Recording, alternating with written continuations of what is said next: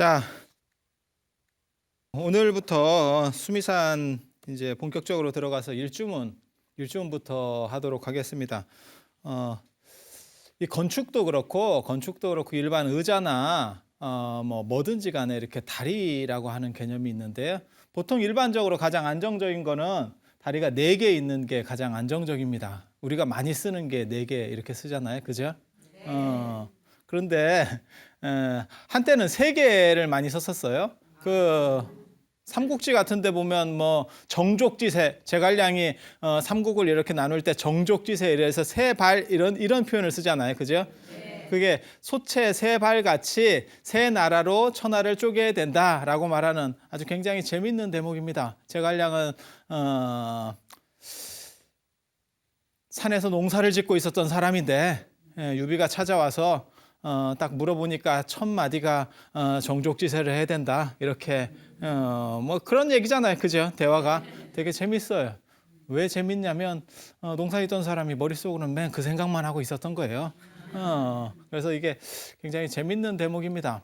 만약에 진짜 농사를 짓고 자기가 출사할 생각이 없었다면 뭐 그렇게 그런 말이 나오지도 않았을 건데 처음에는 약간 이렇게 겸사하면서 튕기는 것처럼 하다가 결국 1000마디가 나오는 말이 세 나라로 쪼개야 된다. 근데 왜 셋이라고 표현을 했을까요? 우리가 일반적으로 많이 쓰는 거는 넷인데 그 당시 솥은 음식 같은 거 끓일 때 이런 솥은 왜 발이 3개였을까? 이런 생각 해보셨어요?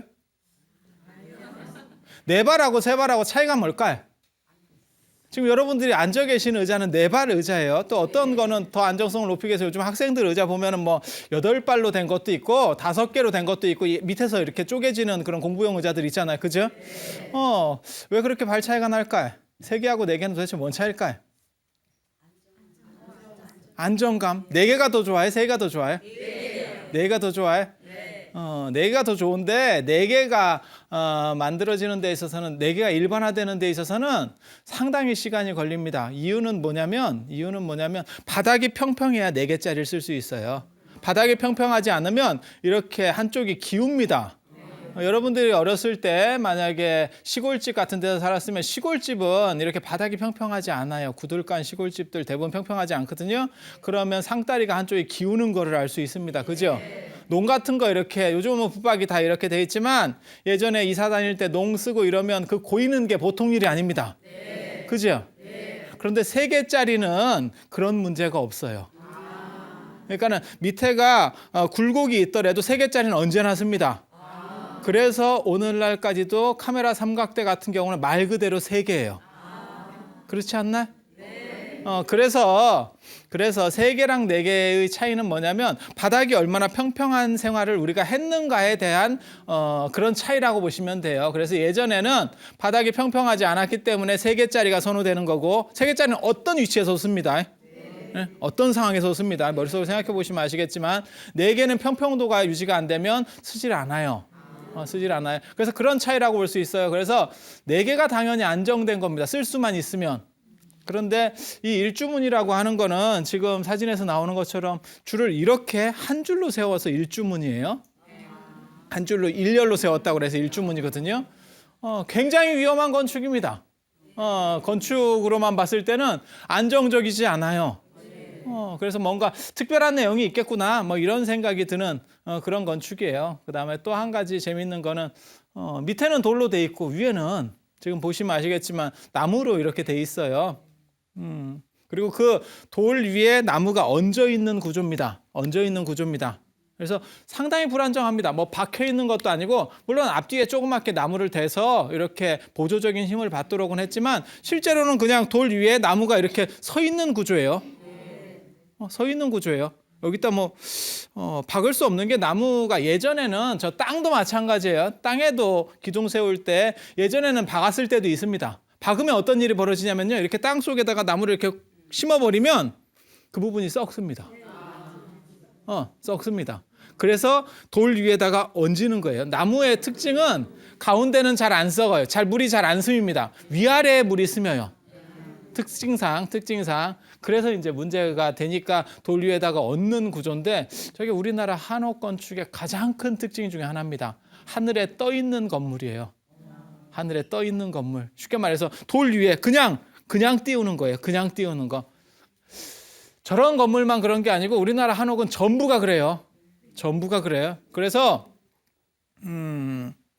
지진에 강합니다.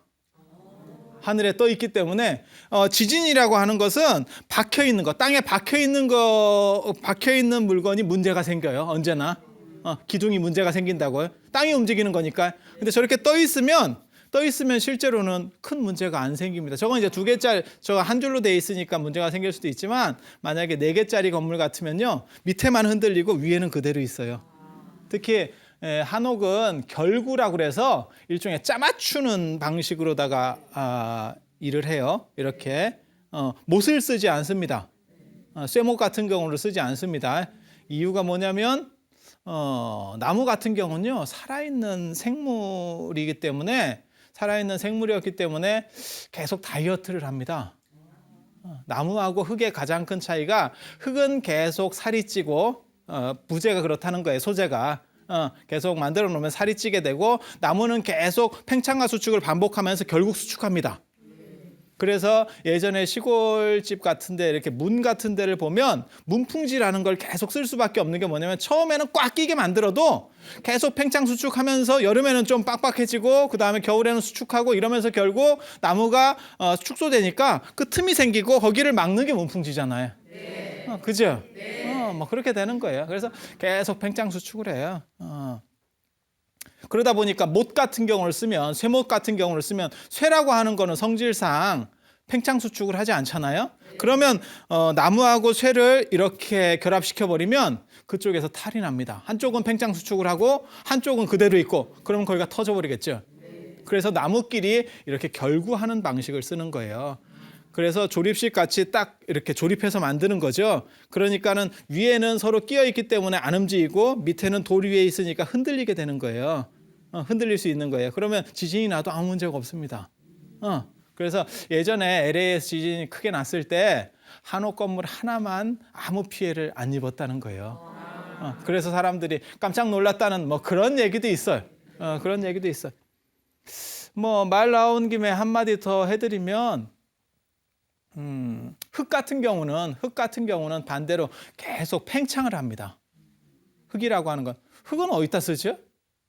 건축 재료에서 흙은 어디다 쓰죠? 뭐 밑에 터 다질 때도 쓸 거고, 그죠? 터 다질 때도 쓰고, 예전에는 벽 같은 거 많이 발랐었잖아요. 그리고 또 지붕을 이으면 지붕 밑에다가, 기와 밑에다가 흙을 이렇게 진흙 같은 걸 다져 넣습니다. 그런데 그런 것들은 세월이 지나면 점점 이렇게 팽창을 해요. 그래서 예전에 논어에도 보면 뭐라고 나오냐면, 제어주침이라고, 공자의 10대자 중에 한 명인 제어라고 하는 사람이 낮에 잠을 잡니다. 낮에 잠을 자는 걸 공자한테 걸렸는데, 공자가 이게 참 또 한성깔 있는 사람이거든요. 성격이 굉장히 대단합니다. 그래서 뭐라고 이제 요걸 바가지로 해야 되냐면, 썩은 나무를 가지고는 조각을 할 수 없고, 무너지는 흙담장으로는 색을 칠할 수가 없다. 이미 흙담장이 무너져 내리고 있는데 거기다 어떻게 색을 칠하겠느냐. 한번 팽창되기 시작하는 흙은 있잖아요. 방법이 없습니다. 기와를 이을 때도 마찬가지예요. 기와 이을 때도 기와 밑에 흙을 넣는데 그 기와 밑에 있던 흙도 점성을 조금씩 잃어가요. 그래서 나중에 그 흙을 내리고 만약 기와를 다시 얹게 되면 있잖아요. 그 흙을 다시 물 반죽해서 쓸 수 있는 게 아닙니다. 그 흙은 처리를 다시 해야 되고 그다음에 새로운 흙을 가지고 씁니다. 안 그러면 점성이 없어져요. 그래서 이 건축 재료가 재밌습니다. 한쪽은 나무 같은 경우는 다이어트를 한다는 거, 그다음에 흙은 계속 이렇게 살이 쪄가요. 계속 팽창하는 그런 속성을 가졌다는 거, 뭐 그런 정도 알아두시면 되겠습니다. 그래서 이 일주문, 기둥 자체를 한 줄로 세웠다고 그래서 일주문인데, 불교 우주론에서는 수미산을 시작하는 어떠한 경계를 나타냅니다. 그냥 사진만 봐도 이게 특별한 건축 목적이, 그러니까 실용성이 있는 건축은 아니라는 걸 알 수 있어요. 건축이라고 하는 건 그 안에 사람이 들어가야 되고 뭐 이런 부분이 있는데, 저 밑에는 완전히 저건 통과되는, 그리고 불교 문의 가장 큰 특징은 문짝이 없다는 겁니다. 일주문 하면 문인데 그냥 뭐 문짝이 없어요. 그러니까 막으려고 하는 속성은 없다는 걸 알 수 있죠. 이게 종교적인 특징 중에 하나입니다. 그러니까는 뭐 절에서 흔히 말하는 그런 얘기 있어요. 오는 사람 막지 않고 가는 사람 잡지 않는다. 딱 그런 얘기가 가장 잘 나타날 것 같은 그런 문이 저런 일주문입니다. 일주문. 그리고 주변에도 뭐 벽도 없고 문도 없고 벽도 없고, 그죠? 그래서 저게 어떤 상징적인 걸 나타낸다라는 정도를 이해하시면 돼요. 이렇게 딱 보면 일반 건축하고는 다르니까. 그래서 무슨 상징을 나타내느냐? 이 안이 어떤 성역이다라는 걸 나타내는 어떤 기념비적인 그러한 건축이라고 보시면 돼요. 그래서 자, 일주문에 대한 부분 조금 더 볼까요? 이 옆에서 찍은 겁니다. 옆에서 찍은 거 보시면 아시겠지만 돌 위에 얹어 있는 구조고 옆에 이제 나무들이 약간씩 잡고 있는 그 정도 건축이에요. 그리고 양옆으로 이렇게 나무판이 붙어 있는데 양옆으로 붙어 있는 거는 이제 빗물이 들여칠까봐 그걸 이제 막아주는 뭐 그런 내용들입니다. 이건 이제 통도사 일주문. 이게 이제 머리가 너무 커지면 이렇게 옆에 이제 무게를 조금씩 받쳐주는 그런 기둥이 서는 경우들도 있습니다. 그런데 이 옆에 있는 기둥들은 최소화시키는 게 맞겠죠. 왜냐하면 일주문 한 기둥으로 일렬로 되어 있으니까 양옆의 기둥들이 너무 커지면 문제가 생깁니다. 그러면 뭐 3주문이 될 수도 있고 기둥이 여러 개가 되니까 뭐 그런 문제들이 생겨요. 그래서 크게 만드는 것도 좋지만 이게 전체적으로 만드는 데 있어서는 불교 건축에 있어서는 기본 법칙이라는 게 있어요. 그러니까 룰이라는 게 있다고요. 근데 그런 것들이 어긋나면 이제 좀 문제가 되죠. 화엄사 일주문 대부분 비슷하다는 건 아시겠죠? 네. 구조적으로는 비슷해요. 원래 어디서 나온 거냐면 일주문이 어디서 나온 거냐면 이 인도에서부터 나오기 시작하는 겁니다. 굉장히 재밌습니다. 인도에 이게 산치대탑인데 인도에 가면 산치라고 하는 보팔이라고 하는 지역이 있어요. 거기에 이 산치대탑이 있습니다. 산치대탑이 이게 참 애틋한 어떠한 사랑 얘기가 서려 있는 뭐 그러한데요. 예전에 부처님 돌아가시고 나서 200년 뒤에 아쇼카 왕이라고 하는 사람이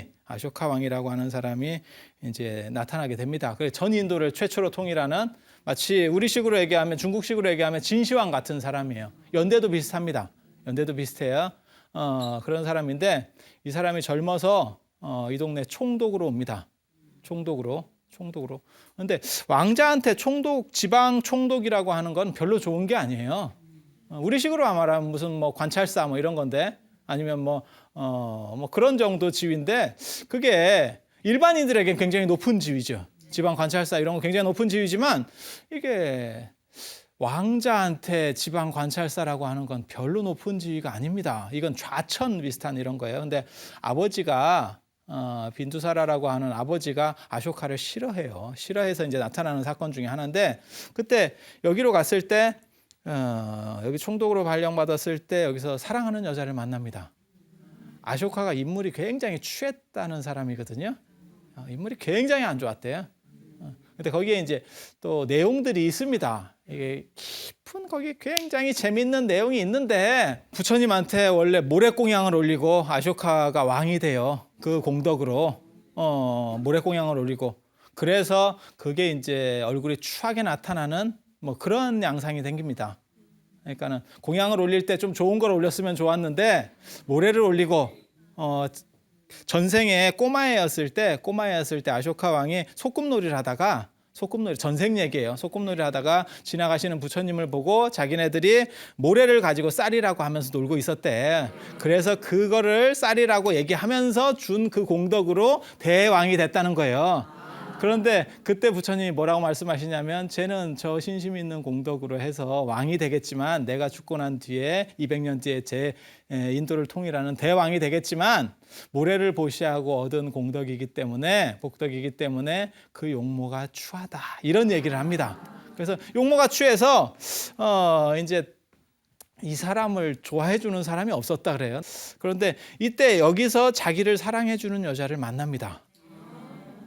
그래서 여기서 이제 애를 낳게 되죠. 그게 마힌다하고 상가미타라고 하는 위에가 마힌다가 남자이고 밑에가 상가미타가 여자이고 그렇게 나왔는데 뭐 결국은 총독 임기가 끝나면서 자기는 다시 수도로 돌아가요. 수도로 돌아가요. 그렇게 해서 돌아가고 그 여자가 그렇게 얘기합니다. 당신이 돌아오도록 기다리겠다. 뭐 춘향전 비슷한 그런 스토리예요. 그런데 이런 경우 한번 가면 잘 안 옵니다. 심수봉 노래에도 있잖아요. 왜? 남자는 배 여자는 항구 가면 안 오는 거요. 게다가 왕자니까 수도로 돌아가고 난 뒤에는 다시 수도에서의 생활 때문에 까먹었어요. 그런데 이 여자가 아쇼카를 계속해서 동구밖에까지 나와서 기다리면서 우리식으로 말하면 망부석전설이 생깁니다. 결국 그러다가 죽어요. 결국 죽게 되고 아쇼카 왕이 나중에 인도를 통일하게 되고 전인도를 최초로 통일하게 되고 그렇게 승승장구할 때 그 아들이 찾아가서 자기 어머니 얘기를 해줍니다. 어머니가 당신을 기다리다가 이렇게 돌아가셨습니다. 라고 해서 아쇼카 왕이 이미 사람은 죽었고 너무너무 애틋한 뭐 이런 얘기죠. 그래서 어떻게 하면 그 죽은 여자에게 좋은 공덕을 심어줄 수 있을까? 라고 해서 모신 게 부처님 사리를 그 여자 이름으로 모셔서 탑을 만들어줬습니다. 이게 이제 그 탑이에요. 굉장히 큽니다. 굉장히 큽니다. 인도에 가면 이렇게 남녀의 사랑과 관계된 두 가지 우물 굉장히 대단한 게 있어요. 이거 하나 가지고도 세계 문화유산에 들어가 있어요. 지금부터 2200년 전에 기본적인 게 만들어지기 시작했고 그 다음에 탑도 굉장히 큽니다. 물이 이거 뭐 녹화장보다도 훨씬 더 직경이 커요. 우리나라 탑같이 그렇게 생각하시면 안 됩니다. 사람이 저 난간까지도 키가 못 올라가요. 저 굉장히 커요. 가보면 더 커요. 그런데 이 탑에서 보시면 난간을 둘렀고 이 앞에 이게 문입니다. 이 문이 4개가 있어요. 이런 문이. 그러니까 그걸 기념해서 만든 문이에요. 기념해서 만든 문. 이 탑에 들어가는 지금 저쪽 왼쪽에서도 하나 더 보이잖아요. 그죠? 이런 식으로 이게 일주문의 시작이에요. 이 뒤에는 성스러운 것이 있어 라고 말하는 거예요. 성스럽고 기릴 만한 게 있어. 누구를 기릴 만하겠어요? 지금 이 뒤에 부처님의 사리가 들어있으니까 부처님을 기릴 만하겠지. 그거는 성스러운 공간이야. 여기서부터는 성스러운 공간이야. 이런 걸 보고 성과 속을 나눈다 그래요. 속된 경계에서 성스러운 곳으로. 조금 지나면 이제 우리도 소떼 얘기도 할 거예요. 그 소떼도 내나 그런 의미거든요. 성스러운 걸로 나누는 그런 거예요. 그래서 이렇게 나눠졌는데 중국으로 오면 이제 이런 식으로 이거 이제 패방이라고 돌로 만들었다 그래서 석패방이라고 합니다. 내나 마찬가지인데 세 개로다가 좀 늘어났죠. 종교적인 거는 중국 문화권에서 종교적인 거는 1, 3, 5, 7, 9 이렇게 갑니다. 홀수로 갑니다. 홀수. 그러니까 절에서 절을 할 때도 한 번 절하거나 세 번 절하거나 뭐 이런 식으로 가는 거고 탑도 1층 탑, 3층 탑, 5층 탑, 7층 탑, 9층 탑, 뭐 13층 탑 이렇게 홀수로 가는 겁니다. 짝수로 움직이지 않아요. 부처님도 한 분 모시다가 그다음에 3분, 3존, 5존 이렇게 모시는 거고요. 왜냐하면 홀수라고 하는 게 하늘을 상징하고 양을 상징하고 정신을 상징하고 이렇게 되는 거예요. 짝수는 음을 상징하고 땅을 상징하고 형이하적인 거를 상징하고 이렇게. 그래서 이거를 기수우수라고 하는데 홀수가 일단 더 좋은 거라고 보시면 돼요. 홀수가. 그래서 그 홀수적인 부분을 차용했다고 보시면 됩니다. 절에서만 그런 게 아니고 종교적인 거나 신성한 부분, 그러니까 뭐 제사랑 관계되거나 이런 부분들도 다 마찬가지예요. 다 마찬가지예요. 홀수 중심입니다. 홀수 중심. 그래서 여기 같은 경우는 3개로 늘렸지만 문 구조가 비슷하죠? 그래서 인도에서 오는 거예요. 인도에서 오는 거. 이게 우리나라까지 오면 홍쌀문이 됩니다. 홍쌀문이 됩니다. 이게 이제 수원의 건능이라고 능 앞에 이런 홍쌀문 많이 보셨죠? 저거는 이제 정문이라고도 해요. 정려문 이렇게도 하는데 예전에 저 홍쌀문이 저기만 왕릉 앞에만 있는 게 아니고 무슨 뭐 효도한 효렴으로다가 벼슬에 올라갔다거나 안 그러면 연려가 됐다거나 연려문이 내려오면 내가 이런 거 있잖아요. 이렇게. 이게 인도에서부터 이렇게 유래가 돼서 나오는 겁니다. 그리고 이게 어디까지 가냐면 이게 일본의 도리락 하는 거예요. 신사. 일본 신사 앞에. 이게 이제 일본까지 가는 그렇게 인도에서부터 일본까지 쭉 문화들이 가는 거예요. 이러한 문 형식이 일주문의 원형입니다.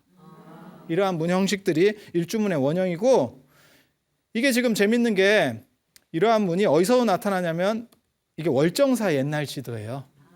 김홍도가 금강산 가면서 그렸다는 월정사 쪽 그림이거든요. 금강산, 지금 오대산을 근처까지 가서 금강산으로 갑니다. 그러니까 이제 구경 삼아 이제 들렸겠죠. 그리고 김홍도 같은 경우는 정조대왕하고 이렇게 약간 협약된 게 있었어요. 정조는 왕이니까 궁궐 안에만 살잖아. 그지? 궁궐 안에만 살면 세상이 어떻게 돌아가는지 몰라서 답답합니다. 그리고 세상이 돌아가는 걸 알아야 정치도 현실적인 정치를 할 수 있죠. 그죠? 그래서 왕이 직접 가면서 볼 수는 없기 때문에 세상 일들을 김홍도한테 얘기해서 그려오라고 합니다. 그래서 김홍도의 풍속화 같은 게 많이 남아있는 게 뭐 씨름, 뭐 무동, 뭐 이런 것들, 서당, 뭐 이런 것들 남아있는 것들도 다 마찬가지예요. 김홍도가 이렇게 그려주면 간접 경험을 할 수 있죠. 또 왕이 직접 나가서 뭐 한양에서 본다고 해도 정확한 실상을 볼 수는 없잖아요, 서민들의. 그렇지 않나요? 뭐 지금도 마찬가지죠. 대통령이 어디 순시에 들어가면 거기 뭐 완전히 다 단장하고 나오는 거지. 그게 무슨 뭐 정상적으로 우리가 보통 사는 모습을 보여주진 않잖아요. 그죠? 그래서 김홍도가 그런 역할을 합니다. 그런 역할을 합니다. 그래서 금강산 가는 길에 월정사를 그렸는데 이거 굉장히 재밌습니다. 이 그림을 보고 제가 진짜 깜짝 놀랐거든요. 처음에. 제가 분명히 산치대딱 같은 그런 문에서 토라나라고 하는 건데 그 토라나에서부터 일주문이 나왔을 거다라고 생각을 했는데 이게 이런 식으로 가는 풍토가 있고 아까 같이 누각 형식으로 아까 우리 범어사 일주문 봤었잖아요. 그죠? 이런 식으로 가는 거하고 두 가지가 계통이 나뉘지만 결국은 같은 거다라고 주장을 계속 하고 있었는데 실질적으로 실물이 없었어요. 실물을 변증할 만한 게 없었어요. 그런데 이 사진에서 자세히 보시면 오른쪽 아래, 여기서는 지금 왼쪽 아래에 일주문 모습이 나타나요. 지금 그 방금 홍쌀문 같은 형식으로 이걸 확대해 보면 이렇게 예전에 이런 홍쌀문 같은 양식이 절에서 일주문으로도 사용됐었다는 이게 실례예요. 눈으로 볼 수 있는 건 없습니다. 지금 현재 눈으로 볼 수 있는 건 없어요. 근데 맞죠? 똑같죠? 저렇게 되는 거예요. 저렇게. 그리고 이게 홍쌀문인지 어떻게 네가 정확하게 아느냐? 사고. 오대산에 가면 사고가 있어요. 얼마 전에 왜 조선왕실 의궤 들어왔다. 뭐 이런 얘기 들어보셨죠? 그 사고가 여기에 있었어요. 그 왕실 의궤가 여기에 있었어요. 여기에 이제 앞에는 사각이 있고 뒤쪽에는 건물이 두 개죠. 뒤쪽에는 선원보각이라 해서 뒤쪽에 있는 선원보각에는 왕실의 이제 어진이라든가 그러니까 왕 그림이라든가 안 그러면 왕과 직접 관계된 왕실 물건들이 있었고 앞쪽에는 이제 실록 뭐 이런 것들이 있어요. 조선왕조 실록 같은 경우. 그래서 그런 물건들이 있는데 여기도 성스러운 곳이니까 사고니까 사고 앞에도 내나 홍쌀문을 놓은 거예요. 이 앞에 홍쌀문 보이죠? 네. 그런데 이 홍쌀문 그림이나 지금 이 월정사에서 나오는 이 홍쌀문 그림이나 마찬가지라는 거예요. 그러면 옛날에는 일주문도 홍쌀문 양식도 있었구나라는 걸 알 수가 있죠. 네. 이렇게 찾아갑니다. 이런 거 하나 발견하면 밤에 잠이 안 와요. 진짜 좋아서. 왜냐하면 내가 머릿속으로 생각하던 것들이 진짜 맞구나라고 이렇게 딱 실물을 보면 이거는 뭐 그건 말을 못합니다. 이거 진짜 이건 안 해본 사람은 몰라요. 안 해본 사람은 몰라요. 무슨 진짜 로또 맞은 것 같은 아마 그런 기분일 거예요. 로또를 한번 맞아봐야 그 기분인지 확실하게 알 건데. 그 다음에 이건 멋있죠. 이거 옥으로 만든 거예요. 중국의 오대산에서 이건 옥으로 만든 거예요. 용천사. 진짜 가보면 더 좋아요. 여러분들에게 진짜 실물을 못 보여드리는 이러한 안타까움이 있습니다. 진짜 가보면 굉장히 좋거든요. 그런데 이렇게 보면 세 개 형식으로 돼 있어서 근데 이렇게 보면 아까 그 범어사 일주문하고 비슷한데 이거는 3층으로 돼 있다는 걸 알 수 있죠. 이렇게 층으로. 그죠? 이런 식의 누각 형식을 이걸 패루라고 그러는 거예요. 아까 같이 이런 방식은 패방이라고 하는 거예요. 이건 일본에서는 도리락 하는 건데 이런 방식은 패방이라 그러는 거고 저건 누각 같다고 그래서 머리 위에 누각이 하나 더 얹어 있다고 그래서 패루라고 하는 거예요. 돌로 만들면 돌패루, 이제 옥으로 만들면 옥패루가 되겠죠. 네, 이렇게. 그런데 원래는 나무로 만들었다는 걸 알 수 있습니다. 여기 이런 거는 이제 왜냐하면 위에 처마 같은 거 다 있잖아요, 그죠? 처마 같은 이렇게 나무로 만든 양식을 이건 옥으로 만들었구나라는 걸 알 수 있죠. 그냥 봐도 나무로 만들었었던 거를 모사한 것 같잖아요, 그죠? 여기 같은 경우는 5개, 3개짜리도 있고 5개짜리도 있고 뭐가 더 좋을까요?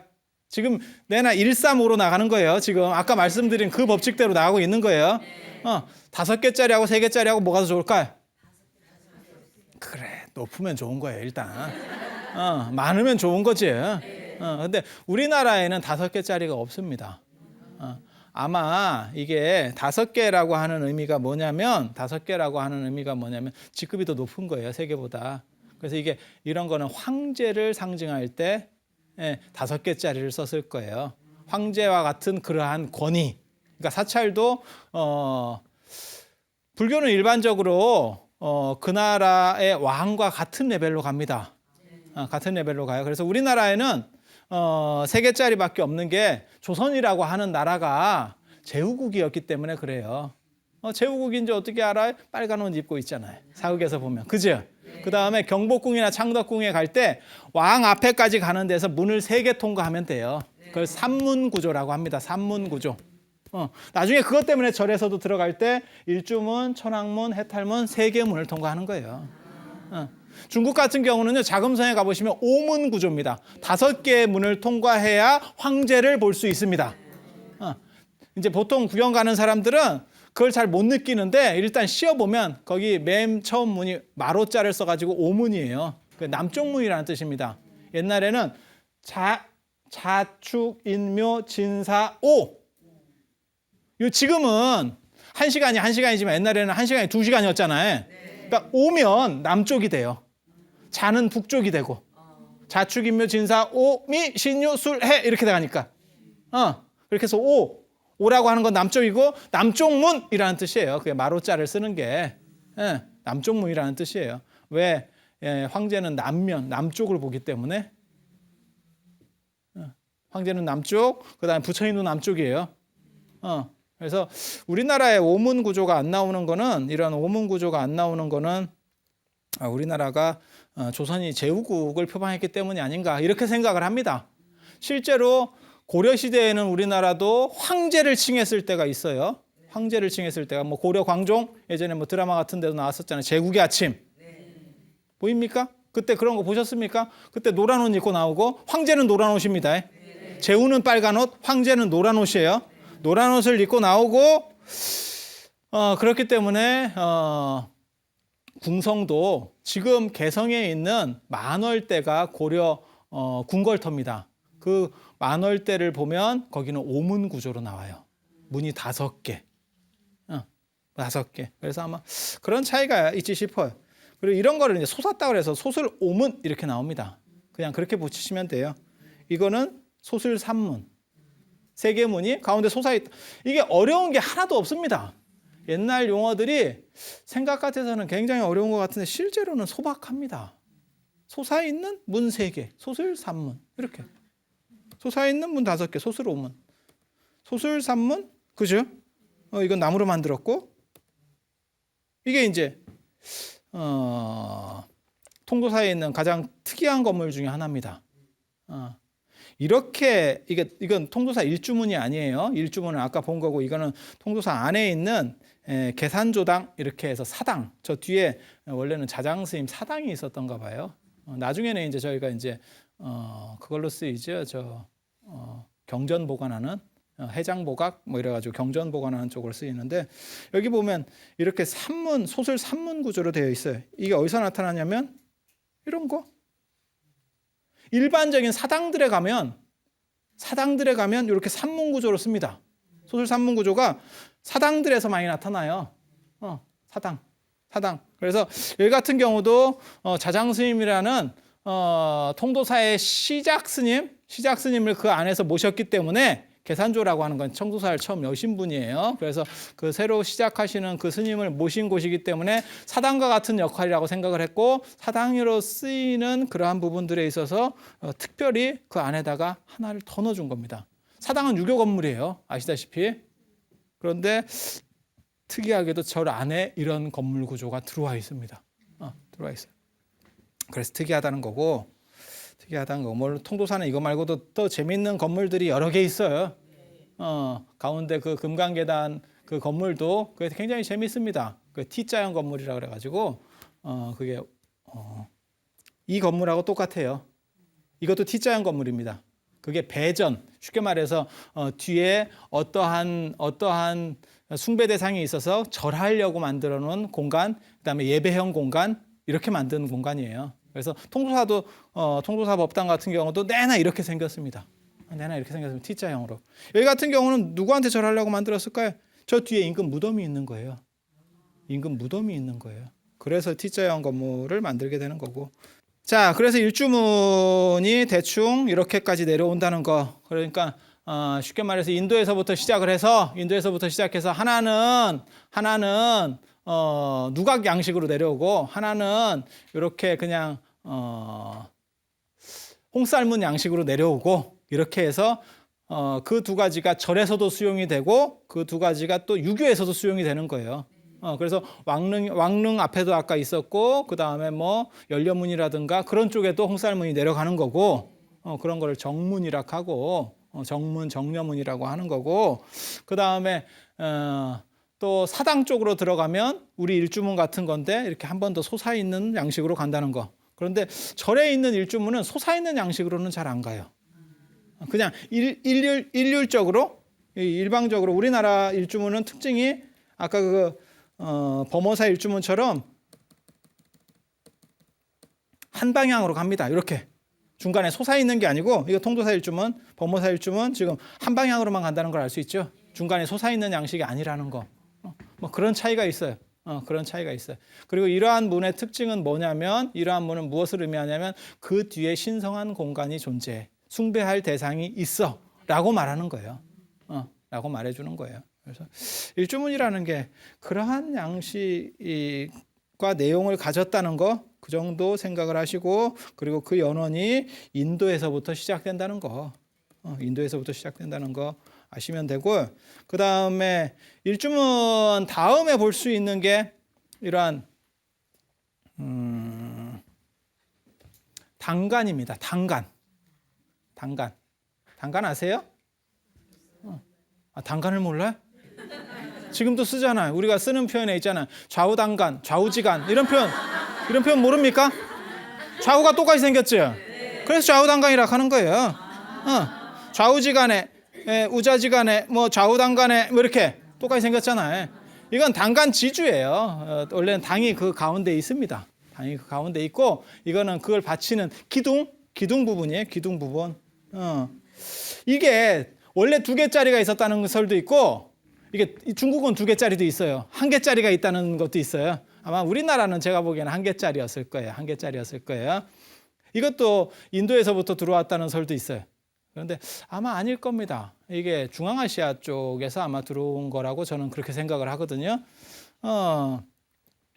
이 단간이라고 하는 게 어떤 용도로 쓰는 거냐면, 원래는 이게 이렇게 가운데 있는 게 당이고, 그 다음에 맨 밑에 있는 돌이 당간지주예요. 저 당을 받쳐주는, 흔들리지 않도록 이렇게 기뽕입니다. 기뽕.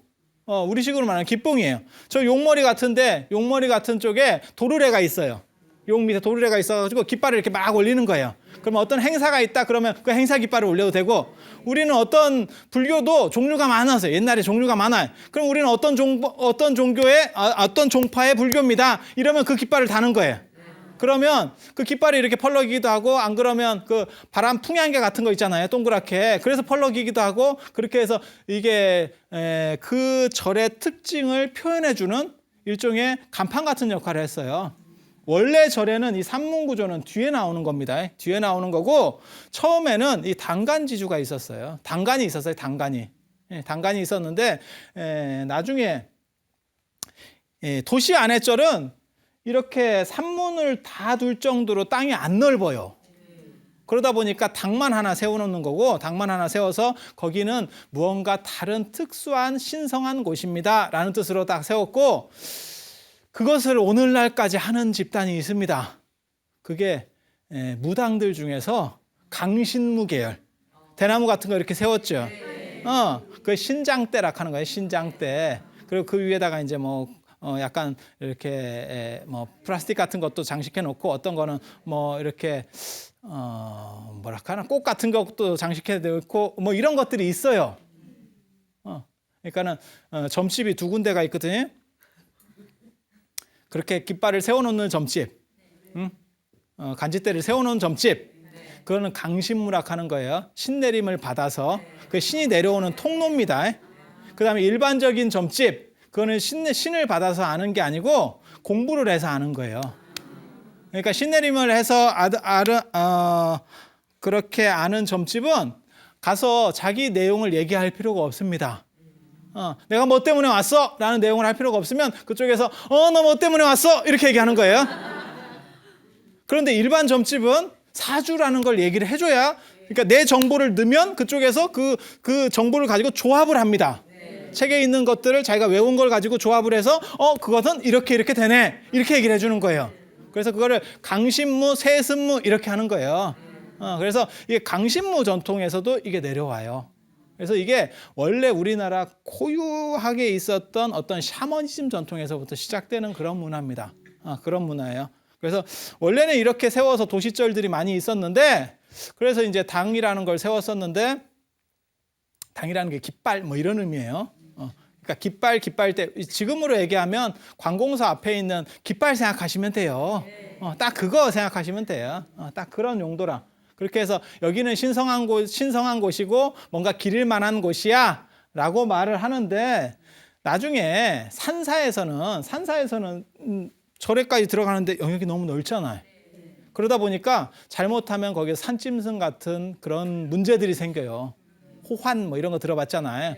호랑이가 덮치고 또 특히 우리나라는 호랑이가 무섭지. 특히 사자 같은 경우는 이렇게 개활지에 있기 때문에 그게 어디 있는지만 알면 그 동네를 안 가면 인간에게 큰 피해를 주지 않습니다. 그렇지만 호랑이 같은 경우는 숲이나 이런 데 딱 매복해 있다가 이게 거의 닌자. 딱 매복해 있다가 딱 덮치니까 방법이 없는 거예요. 방법이 없는 거예요.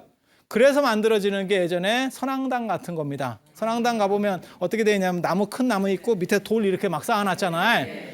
그 돌이 호랑이나 뭐 이런 짐승이 나타나면 멧돼지나 뭐 이런 나타나면 그게 이렇게 던지는 돌입니다. 원래. 그러니까는 요즘 저 강원도 쪽에 가면 뭐가 있냐면 중간중간에 모래 쌓아놓은 거 있어요. 그게 이제 뭐 눈이 오거나 이렇게 갑자기 오면 모래 같은 거 뿌리고 염화칼슘 같은 거 뿌리고 쓰라는 얘기거든요. 그게 그런 용도입니다. 그래서 그게 동구 바깥쪽에 있는 거예요.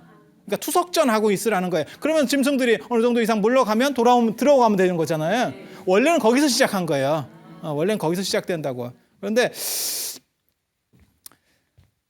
그런 식으로 산에 있는 절들은 상대적으로 위험한 거예요. 위험 요소가 더 많아요. 그런데 인기척이 있고 그런 기운이 느껴지면 짐승들이 약간씩 피합니다. 그래서 산에서는 이렇게 문을 여러 개 만들어서 길게 벌려버리는 거예요. 그러면 인기척이 있고 그러면 사람들이 그쪽을 짐승들은 좀 피해 가겠죠. 만약에 이런 배려가 없다면 절에 왔다가 무슨 뭐 호랑이한테 물려갔다 이러면 절 입장에서는 굉장히 치명적이겠죠. 그렇지 않겠어요? 그렇게 되는 거죠. 그래서 이런 관리하기는 더 어려워요. 관리하기는 절에서 떨어졌기 때문에 더 어렵지만 이렇게 천왕문이라든지 일주문을 더 멀리까지 벌려놓는 겁니다. 그러면 오는 사람들이 여기서 절이구나라는 것도 알 수도 있고 그 다음에 짐승들의 피해도 줄일 수 있고 그 다음에 그것을 통과하면서 사람들이 조금씩 마음을 닦아가면서 접근해 갈 수 있는 그런 여러 가지 조건들이 만들어지는 거예요. 그래서 산지가람에는 일주문, 천왕문, 해탈문의 삼문구조가 일반적으로 나타나게 되는 거고 그 다음에 일반 도시절에서는 이러한 당, 당을 세우거나 이런 것들이 있는 거예요. 그리고 이 당 세우는 게 원래는 더 오래된 문화입니다. 이 오래된 문화, 왜 이런 당을 세우게 되고 이 당의 의미가 도대체 뭔지, 이런 내용들 굉장히 중요합니다. 그리고 그게 우리나라 어떤 샤머니즘, 중앙아시아에서 내려오는 샤머니즘, 그다음에 우리나라에서 가장 오래된 그러한 문화 중에 하나거든요.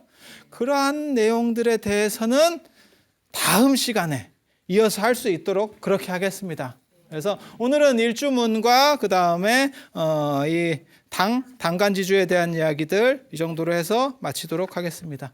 자, 수고들 하셨습니다.